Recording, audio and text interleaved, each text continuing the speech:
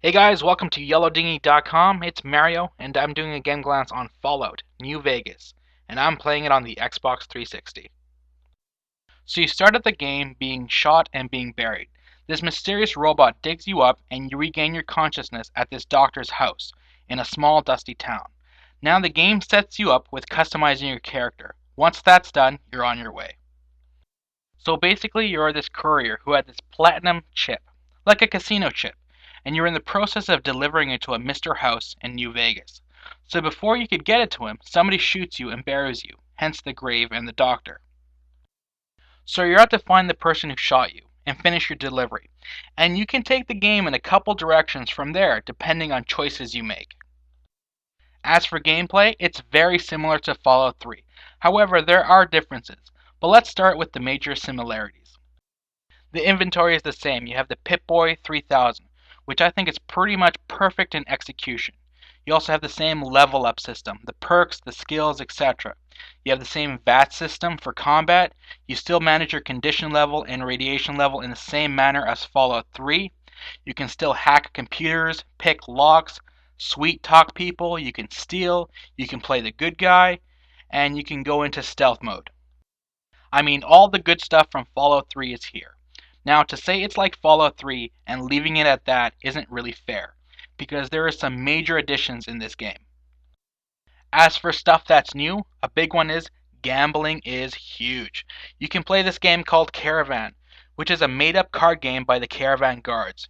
You can also play games that you might be more familiar with, like roulette, blackjack, and you can even hit up the slot machines. As for other new stuff, there is aim mode when using a gun.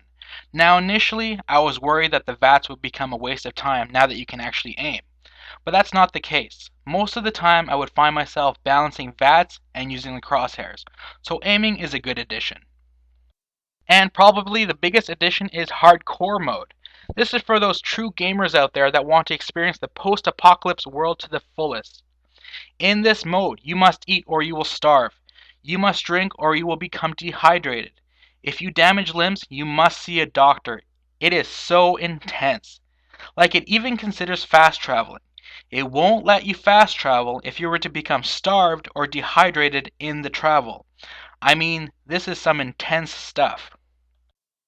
And the overall environment is different from Fallout 3. You get to see New Vegas, which wasn't hit by the bombs, so it actually looks cheerful. You can also see that society is starting to spring back from the devastation of the bombs, so even in the feeling it's different. As for the controls, they feel good.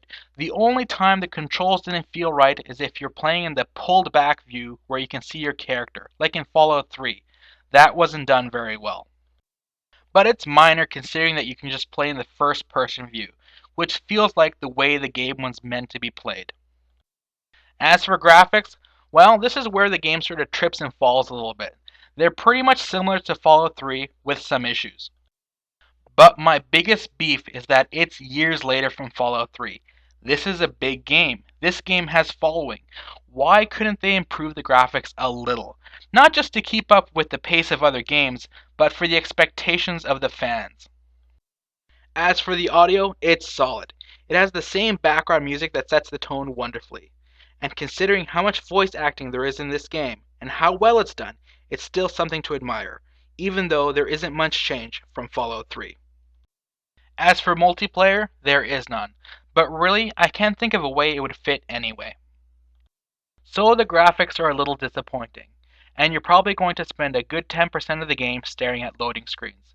But it's amazing. I loved Fallout 3, and Fallout New Vegas just hits the spot for me.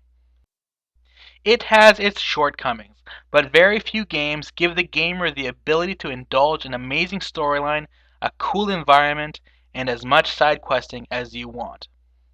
That was Fallout New Vegas, and that was a game glance from YellowDingy.com.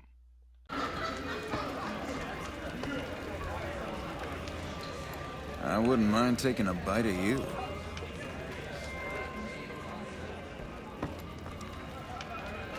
Enjoying the show? Enjoying the show?